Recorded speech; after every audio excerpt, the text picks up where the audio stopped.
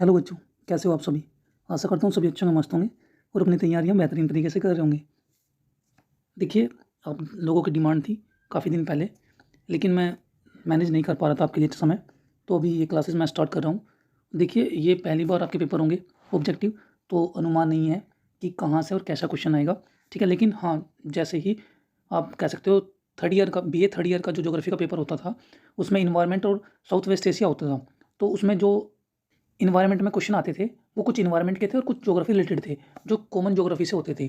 ठीक उसी प्रकार का अनुमान लगाया जाए ज्योग्राफी के और इकोनॉमिक ज्योग्राफी के, तो मिक्स क्वेश्चन आएंगे। फिर आपके सिलेबस को अगर देखें तो उसमें कुछ संस्थाएं दी गई हैं जो आर्थिक संस्थाएं होती हैं, यानी कि इकोनॉमिक ऑर्गेनाइजेशन है, जो उनके नाम उनके विषय में और वो क्या रिपोर्ट जारी करते हैं, जैसे वर्ल्ड बैंक, WTO, ये सभी क्या है, ये एक तरह से इकोनॉमिक संस्थाएं हैं, ठीक है। तो इनका हेडक्वार्टर कहाँ पर है, ये सब ये इनके लिए एक स्पेशल क्लास आपको दे दी जाएगी, ठीक है। और उसकी PDF भी मैं आपको टेलीग्राम पे शेयर कर दूंगा, और इनफैक्ट ये जो मैं भी आपको क्वेश्चन कराने वाला हूँ, इनकी PDF भी आपको टेलीग्राम पे सेंड कर दूंगा, ठीक है। सभी वहाँ से ले लीजिएगा, ठीक है। चलिए आज की क्लास स्टार्ट करते हैं। क्वेश्चन नंबर 1, निम्नलिखित देशों में से कौन सा एक यूरेनियम का सर्वाधिक उत्पादक देश है। या आपसे पूछ रहा है कि जो यूरेनियम का सबसे ज़्यादा उत्पादन कहाँ पर होता है। देखिए, ऑप्शन है संयुक्त राज्य अमेरिका, जो कहाँ है, नॉर्थ अमेरिका, नॉर्थ USA में है, ठीक है। ऑप्शन बी आपका कजाकिस्तान, ठीक है। Option C Germany, option D Zambia, ठीक है। देखिए, सबसे ज़्यादा जो यूरेनियम का उत्पादन होता है वो कजाकिस्तान में होता है, कजाकिस्तान में होता है। कजाकिस्तान आपका एक क्या है, एक स्थल अवरुद्ध कंट्री है, या आप जिसे कह सकते हो लैंड लॉक कंट्री है। किस तरह की, जिसके चारों ओर क्या है, भू है, यानी कि धरा है, आप कह सकते हो, जो चारों ओर किससे, धरा से, आप कह सकते हो पृथ्वी से घिरा हुआ है। इसका एक मतलब ऐसा होता है कि जो एक देश होता है उसके चारों ओर अन्य देश बसे हुए हैं, उसकी सीमा पानी से नहीं लगी हुई है, इसे स्थल अवरुद्ध देश कहते हैं, ठीक है। सबसे ज़्यादा यूरेनियम का जो उत्पादन होता है वो कजाकिस्तान में होता है, ठीक है। सेकंड क्वेश्चन देखते हैं, निम्नलिखित देशों में से किसमें तमिल एक प्रमुख भाषा है। Option A Myanmar, option B Indonesia, option C Mauritius, option D Singapore. तो आपका जो आंसर होगा सेकंड का, वो बी होगा, इंडोनेशिया, ठीक है। हमारे जो देश, हमारे जो कंट्री है उसके आसपास के कुछ ऐसे देश हैं जिनकी भाषाएं, जैसे कि मालदीव की आप देही भाषा है, जैसे कि श्रीलंका में हम देखा जाए वहाँ मलयालम भी बोली जाती है। तो ऐसे कुछ हमारे जो पड़ोसी देश हैं उन सभी में कुछ भाषाएं हमारे भारत की भी बोली जाती हैं, ठीक है। क्वेश्चन नंबर 3 देखते हैं। देखिए, ये कथन है और इनके जो कारण होते हैं उन्हें हमें देखना होता है कि जो कथन दिया गया है और जो कारण है वो दोनों समान है या नहीं है, या एक दूसरे से मेल खाते हैं नहीं है। इसका कॉन्सेप्ट बहुत धीरे से समझना होता है, ठीक है। देखिए, पहला कथन क्या है कि कोयला आधारित तापीय बिजली घर अमल वर्षा में अंशदायी होते हैं, ठीक है। आपसे कहा गया है कि कोयला आधारित जो तापीय बिजली घर हैं वो अम्लीय वर्षा में क्या होते हैं, अंशदायी, यानी कि एक तरह से आप कह सकते हो उत्तरदायी हैं, ठीक है। फिर वही बात करें कारण की, कारण क्या है, कोयले के जलने पर कार्बन की ऑक्साइड उत्सर्जित होती हैं। फिर से समझिए, जो कार्बन जब जलता है, ठीक है, कोयले के जलने से, फिर से समझिएगा, कोयले के जलने से कार्बन की जो ऑक्साइडें हैं वो अधिक निकलती हैं, ठीक है। इसी कारण क्या होता है, अम्लीय वर्षा, या आप कह सकते हो अम्लीय वर्षा का एक कारण होता है। क्या ऐसा है? बिल्कुल, ये बिल्कुल सही कह रहा है कि कोयला आधारित जो तापीय बिजली घर है ये अम्लीय वर्षा का आंशिक दायी यानी उत्तरदायी है एक तरह से, ठीक है। कोयले के जलने से कार्बन की ऑक्साइडें उत्सर्जित होती हैं, ये कारण बिल्कुल सही है कि कोयले के जलने से कार्बन ऑक्साइडें उत्सर्जित होती हैं, और जिस कारण क्या होता है, बिजली घरों में अम्लीय। देखिए, बिजली कोयले से बनती है, पानी से बनती है, पवन से बनती है, सौर ऊर्जा से बनती है। हमारे यहाँ अभी तक ज़्यादातर उत्पादन जो होता था पानी और कोयले से होता था। जब कोयले से आप क्या कर रहे हो, बिजली घरों में कोयले का यूज कर रहे हो, तो जो वहाँ पर अम्लीय जो वर्षा है वो अंशदायी किसके कारण है, कार्बन की ऑक्साइड के कारण, ठीक है। क्यों? क्योंकि वहाँ कोयला जलाया जा रहा है। क्लियर? चलो आगे चलते हैं। तो इसका आंसर क्या होगा, ए और आर दोनों सही हैं तथा RA इसका स्पष्टीकरण है, तो ऑप्शन ए ही इसका सही आंसर होगा। क्वेश्चन नंबर 4 है, देखिए फिर से कथन है, ऑस्ट्रेलिया में गौ पशुपालन यानी कैटल रेयरिंग जितना दूध के लिए किया जाता है उसकी अपेक्षा मांस के लिए अधिक किया जाता है। किसी ने आपसे एक बात कही है, कथन माने, ठीक है, कि ऑस्ट्रेलिया में गौ पशुपालन जितना दूध के लिए किया जाता है उसकी अपेक्षा मांस के लिए अधिक किया जाता है, ठीक है। कारण में क्या कहा गया, ऑस्ट्रेलिया वासी परंपरागत रूप से मांसाहारी हैं।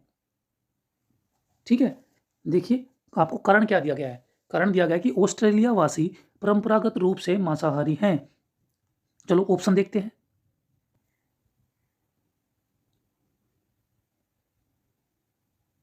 ऑप्शन ए देखिए, ए और आर दोनों सही हैं तथा ए की सही व्याख्या आर है। ऑप्शन बी, ए और आर दोनों सही हैं किंतु ए की सही व्याख्या आर नहीं है।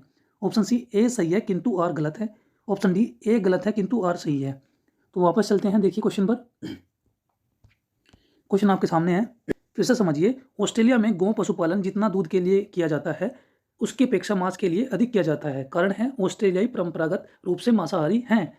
देखिए मैं आपको बता दूं, उन्होंने कहा कि ऑस्ट्रेलिया में गोपालन जो है वो दूध के लिए जो किया जाता है उससे अधिक जो है वो क्या किया जाता है, मांस के लिए किया जाता है। इसका मतलब क्या हुआ, इसका मतलब ये है कि ऑस्ट्रेलिया में पहले से ही प्राचीन समय से या परंपरागत तरीके से ही मांस का प्रयोग किया जाता है। कौन से मांस का, गाय के मांस का। तो क्या होगा, ए जो है आर की सही व्याख्या है। ऑप्शन आपका ए सही होगा। ठीक है,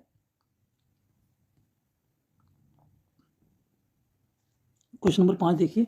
निम्नलिखित में से कौन सा एक बंदरगाह विश्व की कॉफी बंदरगाह के रूप में जाना जाता है। कॉफी पोर्ट, ठीक है, आपसे कह रहा है कि जो विश्व का एक बंदरगाह है जिसे कॉफी बंदरगाह के नाम से जाना जाता है, कौन सा बंदरगाह है। ठीक है, option A Sao Paulo, option B Santos, option C Rio de Janeiro, option D Buenos Aires. ठीक है, देखिए जो सेंटोस है ये एक ब्राज़ील में पाया जाता है बंदरगाह, और ये क्या है, एक कॉफी बंदरगाह है। सैंटोस ब्राज़ील का एक बंदरगाह है जिसे कॉफ़ी बंदरगाह भी कहते हैं। ठीक है, साओ पोलो ब्राज़ील का एक सर्वोच्च कॉफ़ी उत्पादक क्षेत्र है। देखिए सभी को समझिएगा, जरूरी नहीं है कि आपसे कॉफ़ी बंदरगाह पूछे, आपसे पूछ सकता है सर्वाधिक कॉफ़ी का उत्पादन कहाँ होता है। ठीक है, देखिए यहाँ लिखा गया है कि साओ पोलो ब्राज़ील का सर्वोच्च कॉफ़ी उत्पादक क्षेत्र है। ब्राज़ील का सबसे अधिक आबादी वाला शहर विश्व का कहवा मंडी भी कहा जाता है। ठीक है, रियो दी जनरियो ब्राज़ील की राजधानी एवं आकर्षक पर्यटक स्थल है। ठीक है, ब्यूनस आयर्स यह दक्षिण अमेरिका देश अर्जेंटीना की राजधानी है। मांस के उत्पादन एवं निर्यात हेतु विश्व में प्रसिद्ध है। देखिए इसमें जितने पॉइंट्स दिए गए हैं आपके इकोनॉमिक दृष्टिकोण से महत्वपूर्ण है, समझ लीजिएगा। ठीक है, आगे चलते हैं।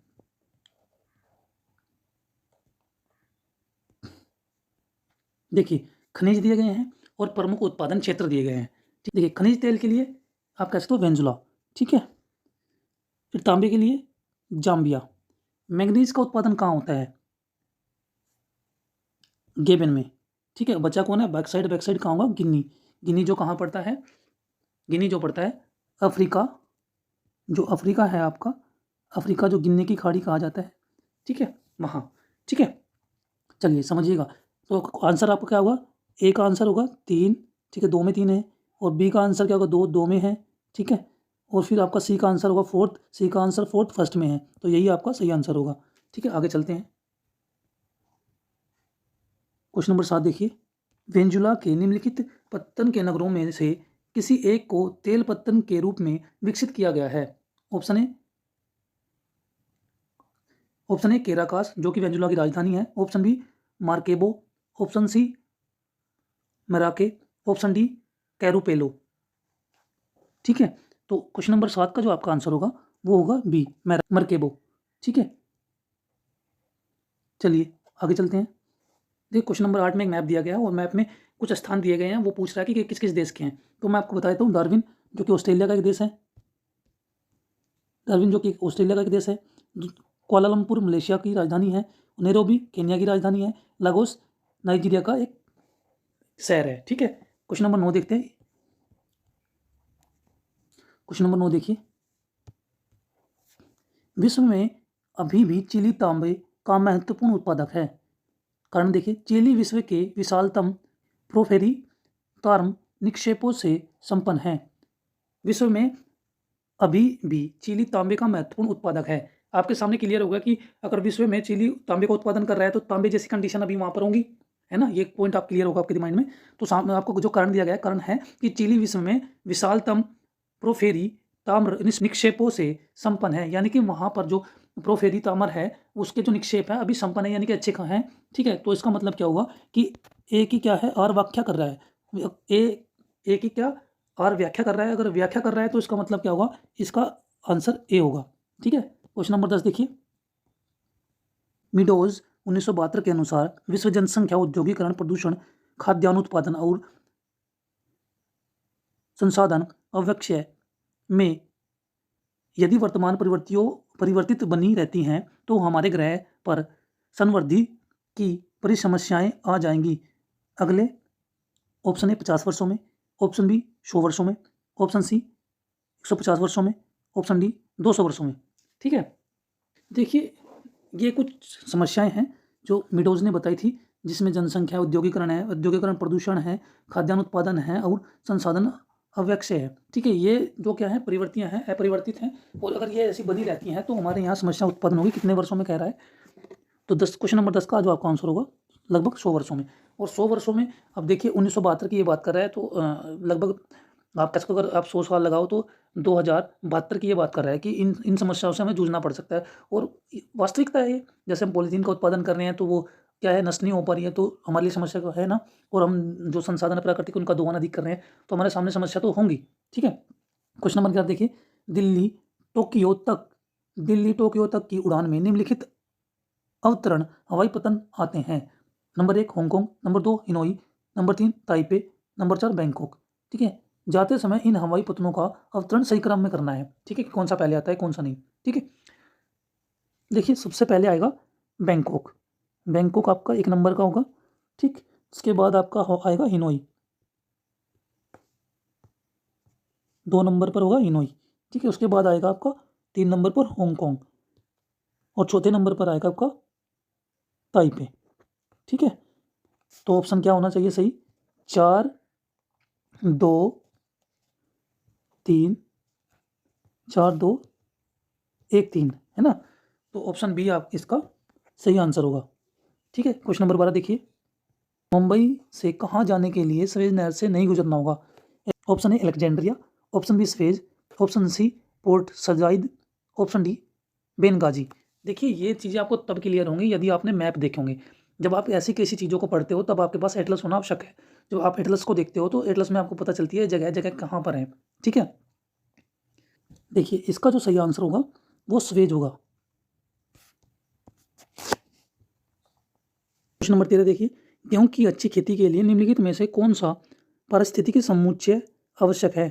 ऑप्शन ए मध्यम ताप और मध्यम वर्षा, ऑप्शन बी उच्च ताप और भारी वर्षा, ऑप्शन सी उच्च ताप और मध्यम वर्षा, ऑप्शन डी निम्न ताप और निम्न वर्षा। क्वेश्चन नंबर 13 का आपका आंसर होगा ए।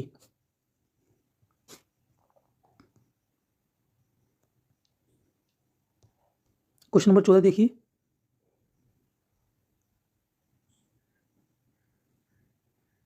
दो सूची हैं आपके सामने। ठीक है,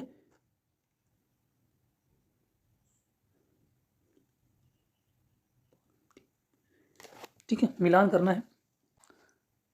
मोनोजाइट किसका आवश्यक है। ऑप्शन ए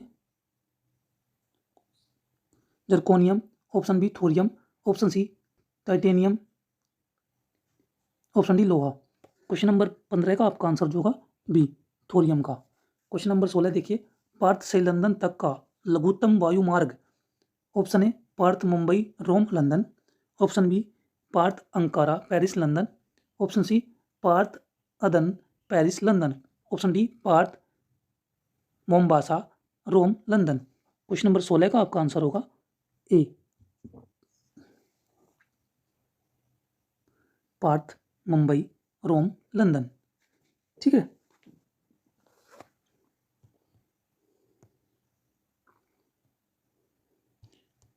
क्वेश्चन नंबर 17 देखिए, जो भी आपके पास सूची वाले क्वेश्चन आ रहे हैं उन्हें थोड़ा ध्यान से देखिएगा। उसमें आपके सामने 8 क्वेश्चन पूरे हो जाते हैं।